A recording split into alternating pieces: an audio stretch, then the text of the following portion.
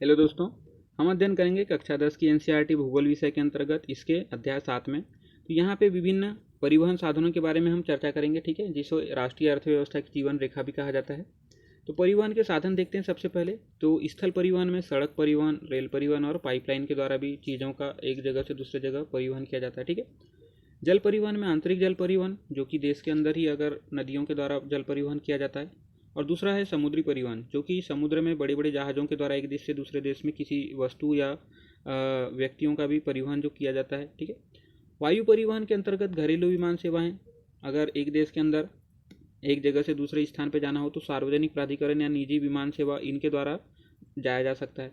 दूसरा होता है अंतर्राष्ट्रीय विमान परिवहन, ठीक है। तो ये अंतर्राष्ट्रीय स्तर पर विमानों का संचालन करते हैं।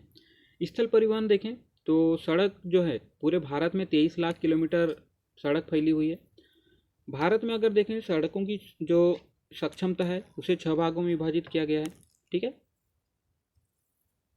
पहला तो है स्वर्णिम चतुर्भुज। स्वर्णिम चतुर्भुज के अंतर्गत जो दिल्ली, चेन्नई, मुंबई, कोलकाता, दिल्ली से कोलकाता, ठीक है, यहाँ से आप देख सकते हैं, यहाँ पे दिल्ली से कोलकाता, ठीक है। कोलकाता से चलें चेन्नई, जो कि तमिलनाडु की राजधानी है, ठीक है। इससे आगे चलें तो मुंबई, और ये मुंबई से लेके दिल्ली। तो ये एक चतुर्भुज का संरचना निर्माण करती है, ठीक है, जो कि 6 लेन वाली राजमार्ग है। तो इसका जो ये जो राजमार्ग है ये प्रमुख प्रमुख शहरों को, औद्योगिक केंद्रों को जोड़ती है, ठीक है। इसके अलावा उत्तर दक्षिण गलियारा है, यहाँ पे आप देख सकते हैं। यहाँ से उत्तर से लेके पूरे दक्षिण कन्याकुमारी तक की एक गलियारा बनाया गया है, ठीक है। इसके अलावा पश्चिम पूर्वी गलियारा है, जो कि गुजरात से लेके असम तक बनाया गया है। तो ये विभिन्न जो सड़क परिवहन के लिए कार्य आते हैं। राष्ट्रीय राजमार्ग देखें तो इसका जो निर्माण और रखरखाव है केंद्रीय लोक निर्माण विभाग, जिसको CPWD कहा जाता है, इसके अंतर्गत किया जाता है। यहाँ पे देखें इसके द्वारा ही जो निर्माण किया गया, तो अमृतसर, दिल्ली से अमृतसर के बीच, यहाँ से आप देख सकते हैं दिल्ली से अमृतसर के बीच में यहाँ पे एक रोड का निर्माण किया गया, एक सड़क का निर्माण किया गया, जो सल्तनतकालीन शेरशाह सूरी के द्वारा बनाया गया था, ठीक है, जिसे राष्ट्रीय राजमार्ग संख्या 1 का नाम दिया गया। राष्ट्रीय राजमार्ग 7 जो कि सर्वाधिक लंबा है, ठीक है, ये वाराणसी से लेके यहाँ कन्याकुमारी तक ये, ठीक है, ये इसकी लंबाई लगभग 2369 किलोमीटर है, ठीक है। यह वाराणसी से होते हुए जबलपुर, नागपुर, हैदराबाद, बेंगलुरु, मदुरई, कन्याकुमारी तक यह आती है।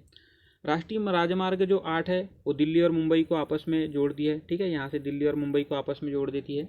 राष्ट्रीय राजमार्ग जो 15 है ये राजस्थान के अंदर ही यहाँ से इस प्रकार से गति करती आगे चलती हुई। आगे देखें राज्य मार्ग। राज्य मार्ग अर्थात राज्य के अंदर के जो निर्माण होते हैं वो राज्य के द्वारा ही किए जाते हैं, ठीक है। राज्य तथा केंद्र शासित प्रदेशों में इसके जो निर्माण और इनकी व्यवस्था की जो जिम्मेदारी होती है वो राज्य के सार्वजनिक निर्माण विभाग पे होती है। इसके बाद आता है जिला मार्ग, जो कि राज्य सरकारी इसके निर्माण करती है और व्यवस्था जिला परिषद करते हैं, ठीक है। अन्य सड़कें में जो प्रधानमंत्री ग्रामीण सड़क योजना है, जो एक एक गाँव को जोड़ने के लिए यह कार्य कर रहा है। सीमांत सड़कें अर्थात आप यहाँ पे देख सकते हैं हमारे जो देश की बाउंड्री है काफ़ी देशों से जुड़ती है, पाकिस्तान से जुड़ती है, इधर चीन से, इधर नेपाल से, इधर भूटान, बांग्लादेश। तो ये विभिन्न जगहों पे जो सड़क बनाने का कार्य किया जाता है वह सीमा सड़क संगठन बनाता है, ठीक है, जिसे BRO भी कहा जाता है, बॉर्डर रोड ऑर्गेनाइजेशन। तो इसका गठन 1960 में किया गया था, जो कि उत्तर पूर्वी क्षेत्रों में सामरिक महत्व की सड़कों का निर्माण करती है, ठीक है। और विभिन्न जगहों पे जहाँ पे भी दो देशों की सीमाओं की चर्चा होती है तो ये वहाँ पे सड़क का निर्माण कार्य करती है। सड़क का घनत्व देखें तो जम्मू कश्मीर में अगर देखें तो सड़क का घनत्व काफ़ी कम है, ठीक है, पर्वतीय हिस्सा है, तो 12.14 किलोमीटर प्रति 100 वर्ग किलोमीटर में यहाँ पे सड़क का निर्माण किया गया है। जबकि वहीं अगर केरल में देखें तो मैदानी हिस्सा होने की वजह से 517.77 किलोमीटर प्रति 100 वर्ग किलोमीटर यहाँ पे आपको घनत्व देखने को मिलेगा। घनत्व से क्या तात्पर्य है कि 100 किलोमीटर के एरिया में कितना किलोमीटर रोड बनाया गया, ठीक है। तो ये इस प्रकार से यहाँ पे काफ़ी कम मात्रा में, चूँकि पर्वतीय भूमि है और यहाँ पे मैदानी क्षेत्र होने की वजह से काफ़ी ज़्यादा है, ठीक है। 31 मार्च 2011 तक औसतन 142.68 किलोमीटर प्रति 100 वर्ग किलोमीटर जो है राष्ट्रीय स्तर पर निर्माण हो चुका था। ये तो हुई हमारी चर्चा यहाँ पे जम्मू कश्मीर और केरल को, लेकिन अगर पूरे भारत की सड़क के बारे में चर्चा करें तो पूरे भारत में उसका औसत निकालने पे 142.68 किलोमीटर प्रति 100 वर्ग किलोमीटर पड़ता है। ठीक है, अब हम चर्चा करते हैं रेल परिवहन की। काफ़ी अच्छा होता है रेल परिवहन। ठीक है, 31 मार्च 2011 तक अगर कुल लंबाई देखें जो रेल मार्ग की 64,460 किलोमीटर थी। ठीक है, जिस पर 7,133 स्टेशन थे और 9,213 रेल इंजन चल रहे थे। 53,220 जो कि यात्री सेवा गाड़ियाँ थी। ठीक है, और 6,493 अन्य कोच वाहन थे जो कि विभिन्न प्रकार के कार्य करते हैं। और इसके अलावा 2,29,381 मालगाड़ियाँ भी थी। तो ये पूरे रेल परिवहन की चर्चा है। देश में पहली रेलगाड़ी 1853 में चली थी मुंबई से ठाणे तक के। ठीक है, इसकी जो लंबाई थी वो थी 34 किलोमीटर। ये जब पहली बार यहाँ पे मुंबई से ठाणे के बीच चलाया गया तो 34 किलोमीटर चलाई गई थी। अब देखते हैं रेलवे मार्ग के बारे में। तो रेलवे को जो रेलवे की पटरियाँ होती है उनको 3 लाइनों में बांट दिया जाता है, जो कि बड़ी लाइन, छोटी लाइन और मीटर लाइन कहा जाता है। ठीक है, तो बड़ी लाइन जो दो पटरियों के बीच का जो दूरी होती है बड़ी लाइन में 1.167 मीटर की होती है। ठीक है, इसका रूट अगर देखें तो 55,188 किलोमीटर इसका टोटल रूट है। वहन मार्ग देखें जहाँ पे ये पहुँचती है 77,347 किलोमीटर को यह कवर करती। ठीक है, और कुल मार्ग 1,02,680 किलोमीटर तक यह पूरी पहुँच प्राप्त हो सकती है। ठीक है, अगर पूरे भारत में देखें तो यहाँ तक पहुँचाया जा सकता है। मीटर लाइन देखें, मीटर लाइन इन दोनों के बीच में 1 मीटर का दूरी होती है दोनों जो रेलवे लाइनों के बीच में। तो इसका रूट जो है 6,809 किलोमीटर वर्तमान निर्मित है। ठीक है, वहन मार्ग जो है 7,219 किलोमीटर और कुल मार्ग 8,561 किलोमीटर बनाया गया। ठीक है, छोटी लाइन जो है इसकी जो दूरी है यह दो प्रकार से बनाई जाती है। पहली तो 0.762 मीटर और दूसरी आती है 0.710 मीटर। ये अभी काफ़ी समय से हटाए जा रहे हैं इनको, इनके जगह पे मीटर या बड़ी लाइन का निर्माण किया जा रहा है। तो इसका जो रूट है 2,463 किलोमीटर है और वहन मार्ग 2,474 किलोमीटर है। ठीक है, और कुल मार्ग अगर देखें इसका तो 2,753 किलोमीटर है। नेक्स्ट जो परिवहन का साधन है पाइपलाइन। पाइपलाइनों के द्वारा भी चीज़ों का परिवहन किया जाता है एक स्थान से दूसरे स्थान पे। तो ऊपरी असम में जैसे यहाँ पे आप देख सकते हैं,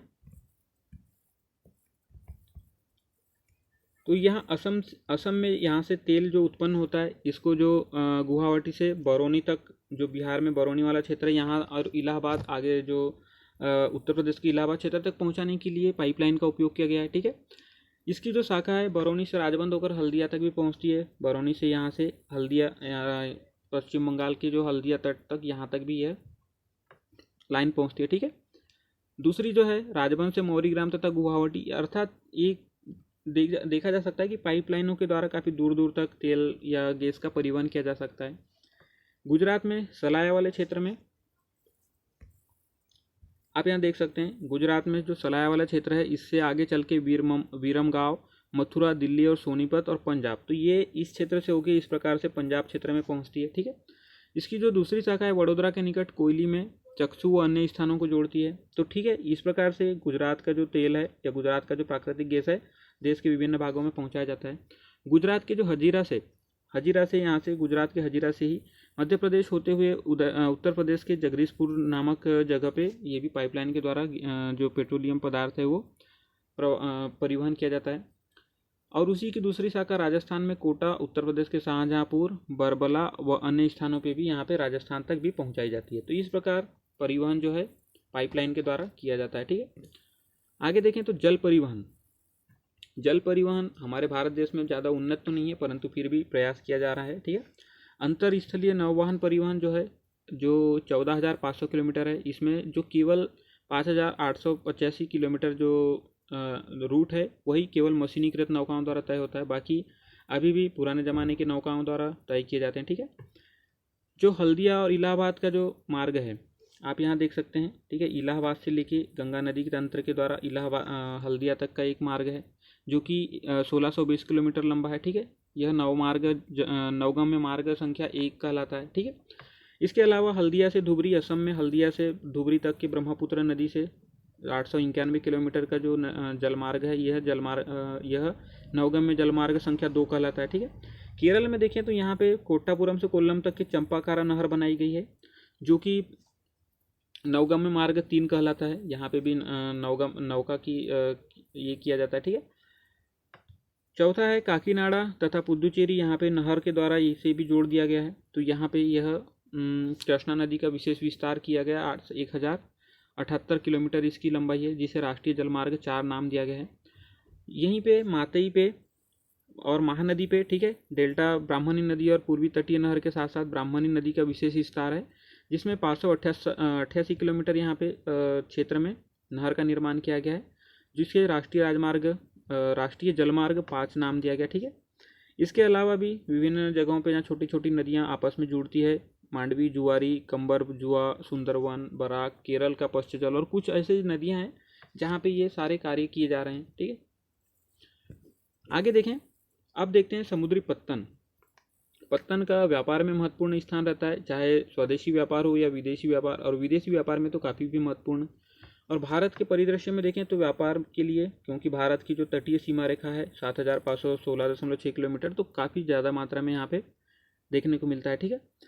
तो यहाँ पे 12 है बड़े बड़े समुद्री पत्तन है, इसके अलावा 187 मध्यम और छोटे पत्तन भी हैं। 95% जो विदेशी व्यापार होता है वो समुद्र के द्वारा ही होता है, जिसमें से अगर पहला देखें आप यहाँ पे देख सकते हैं कांडला या कच्छ पत्तन, ठीक है, गुजरात वाले क्षेत्र में।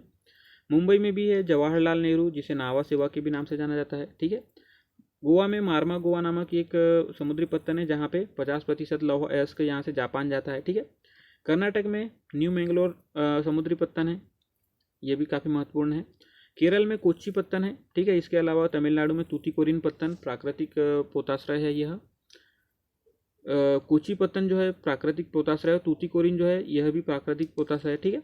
तमिलनाडु का जो चेन्नई पत्तन है यह कृत्रिम पत्तन है, जो कि मुंबई के जैसे ही इसको निर्मित किया गया है। मुंबई के बाद दूसरा स्थान पे आता है इस यहाँ से माल परिवहन के लिए।